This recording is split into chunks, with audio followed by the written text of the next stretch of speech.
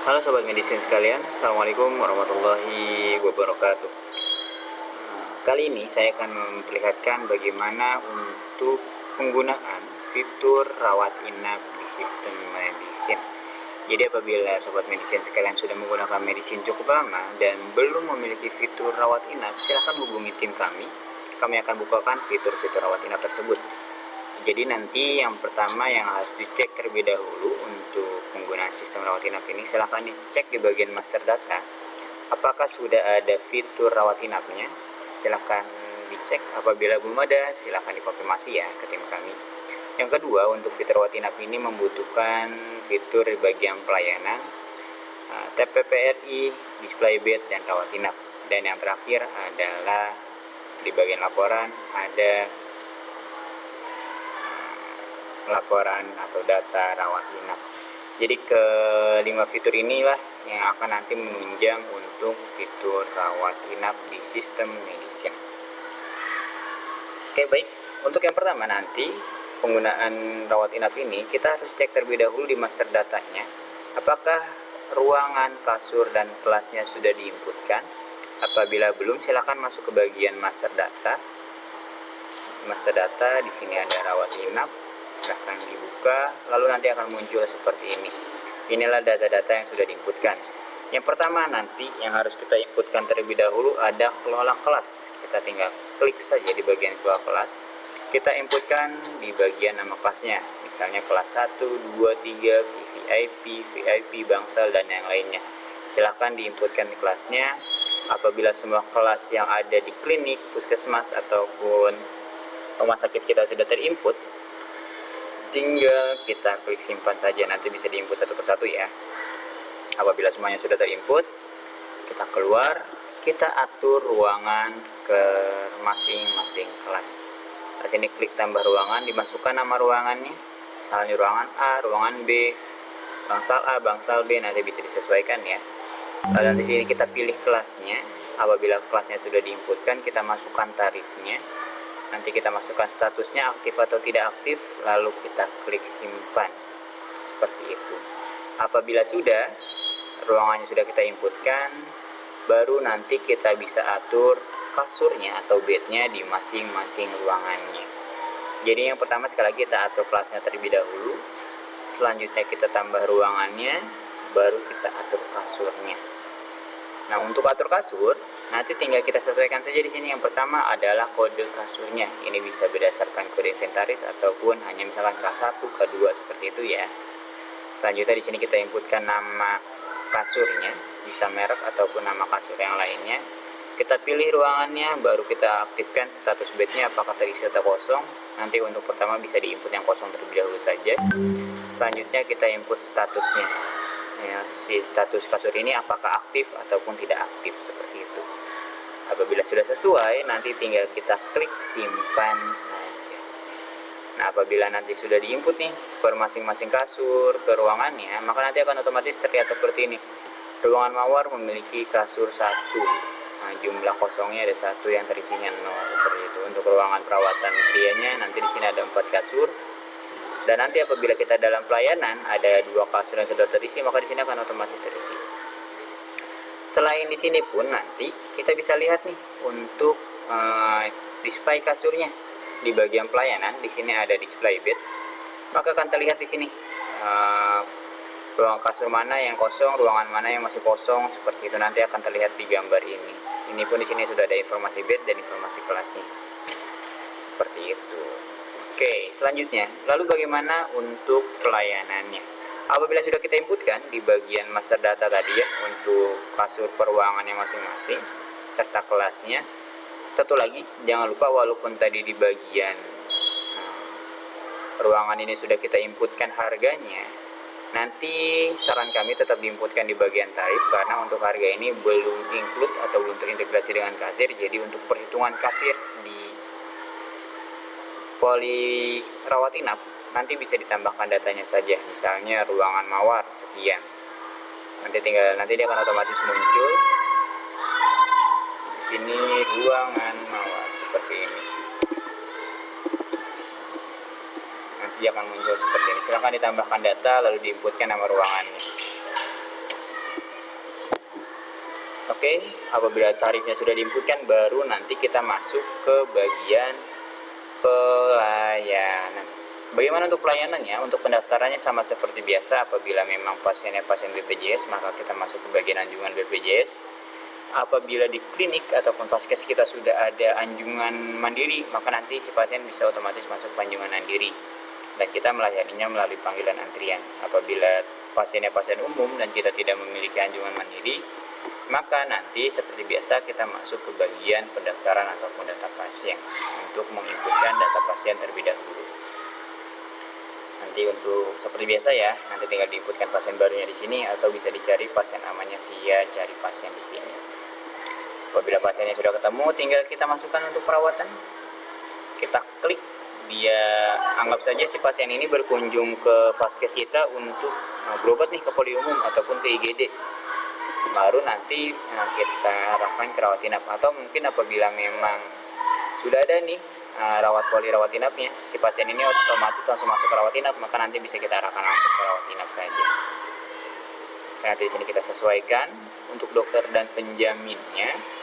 Jangan lupa diintegrasikan Satu Sehat, karena di tanggal 31 Juli kita sudah wajib 50% masuk kunjungan ke Satu Sehat, seperti itu.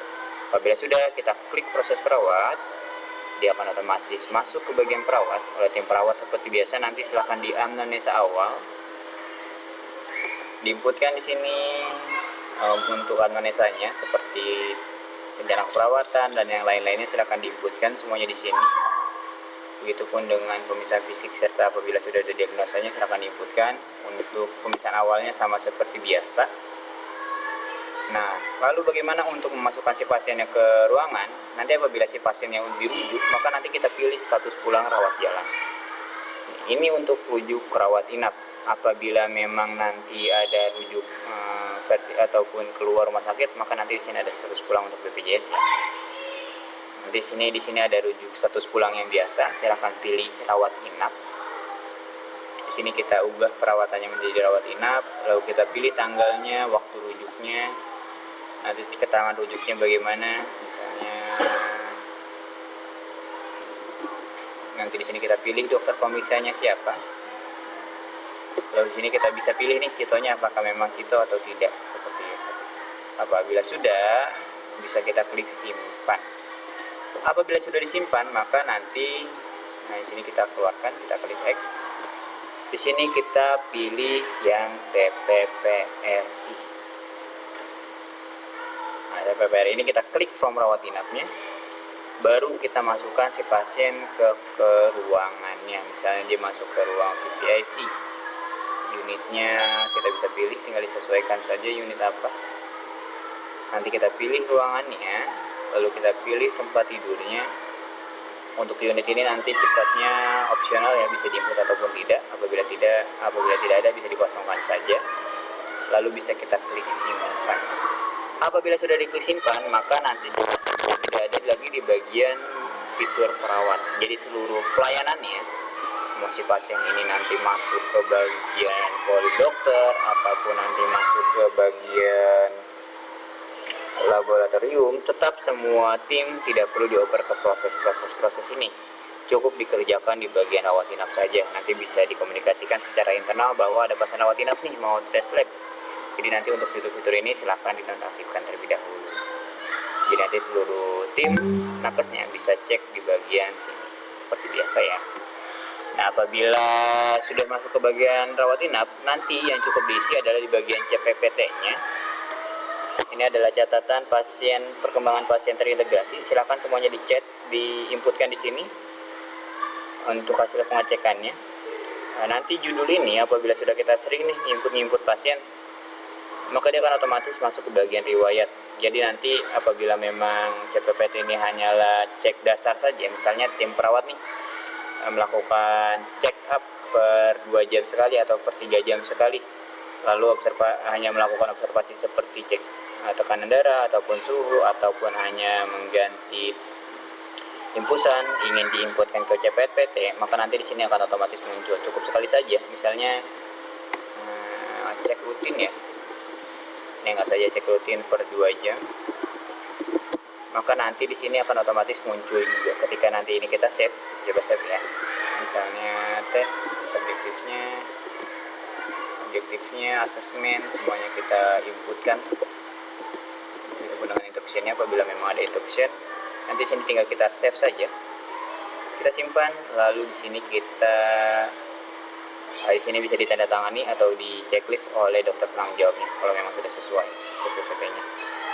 Nanti apabila ada pengecekan kembali per 2 jam, maka tinggal kita input saja di sini, kita cari yang per 2 jam, cekutin per 2 jam seperti itu. Nanti akan muncul hasilnya sama yang kita lakukan tadi. Jadi kalau memang catatan yang diberikan ini ada sama dengan catatan seperti biasa atau hanyalah tes rutin saja, maka cukup dicari saja di bagian riwayat CPVT. Kecuali nanti ketika kita cek si pasiennya ada perkembangan yang berbeda nih, nanti bisa diinputkan kembali di judulnya, riwayatnya bisa dikosongkan seperti itu. Ini pun nanti untuk CPVT-nya silahkan di save ya, silahkan dicetak apabila memang dibutuhkan untuk laporan ke BPJS. Biasanya untuk pasien-pasien rawat inap BPJS membutuhkan catatan pasien terintegrasi. Untuk tindakan dan resepnya sama seperti biasa, nanti tinggal masuk ke tindakan saja.